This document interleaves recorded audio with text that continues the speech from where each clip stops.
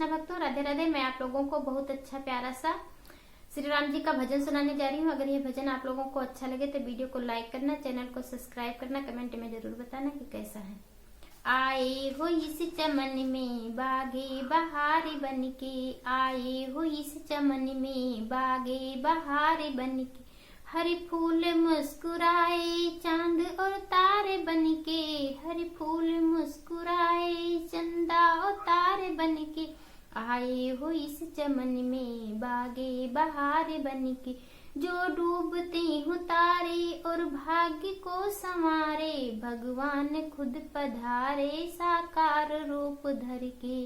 तुमको है जिसने चाहा दुखड़े मिटे हैं सारे, आए हो इस चमन में बागे बहारे बनके, निर्बल के बल तुम ही हो, निर्धन के धन तुम ही हो, माता पिता और भ्राता प्यारे सखा तुम ही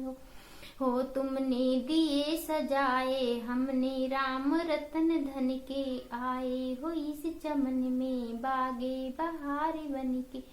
हर फूल मुस्कुराए चंदा जैसे होली और रात हो दिवाली, मेरे राम को अयोध्या लगती है बड़ी प्यारी, मेरे राम को अयोध्या लगती है बड़ी प्यारी, मेरा दिल तराना गाए सिया राम और लखन के, आए हो इस चमन में बागे बहारे बनके, आए हो इस चमन में बागे बहारे बनके, हरि फूल मुस्कुराए चंदा और तारे बनके। जय श्री कृष्ण राधे।